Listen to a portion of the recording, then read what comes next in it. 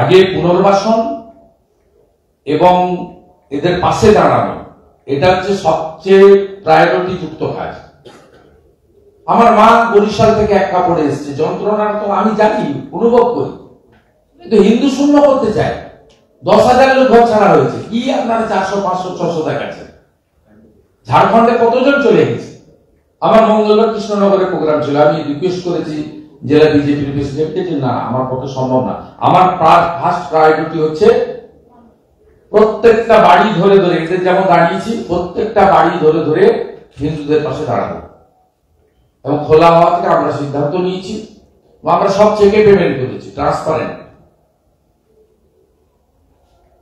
সব relief material দেবো, যার যা লাগে, টিন, অ্যাসবেস্টার, যাদের দোকান ছিল, তারপরে সমস্ত দেবো, যা লাগে সমস্ত লাগে। আপনাদেরকে একদম রিবিল্ড করে দেবো, পুনর্বাসনের ব্যবস্থা।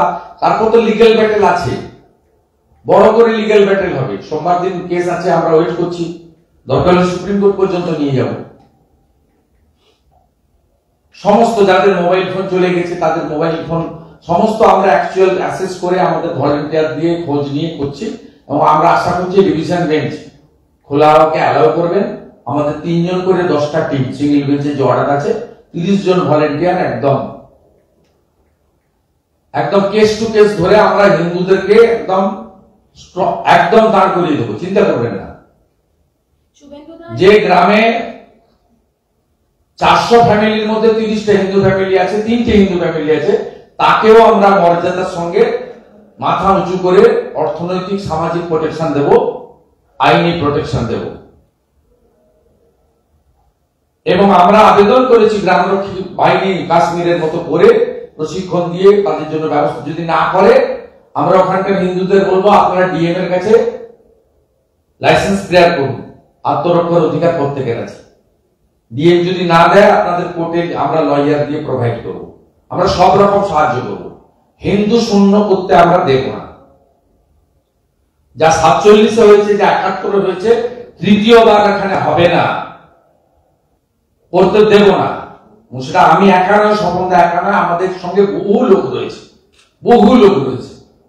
আমরা ইতিমধ্যে একাধিক হোয়াটসঅ্যাপ গ্রুপ ফরমেশন করেছি এবং গোটা পৃথিবী থেকে আমরা রেসপন্স পাচ্ছি। আমাদের প্রচুর লোক এই বিষয়ে কাজ করছে, যারা জীবনে ভোটে দাঁড়াবেন না, ভোটে লড়বেন না, প্রয়োজন নেই, ইটস এ ইমার্জেন্সি, সব কাজ ছেড়ে এই কাজ করো। ও রাজনীতি থাকবে, হবে, আগে এদেরকে পাশে দাঁড়াও। আপনি কি 10 মে পর্যন্ত রাজনৈতিক কর্মসূচি? না, আমি এটাকে প্রায়োরিটি দিচ্ছি। রাজনীতি কেন করবেন? কালকে যদি কোথাও খুন হয়, বিরোধী দল তো যাবে না। আমার যে কটা প্রোগ্রাম ছিল কালকের পরে, আমি সেই প্রোগ্রামগুলো ক্যান্সেল করেছি। আমি প্রায়োরিটি দিয়েছি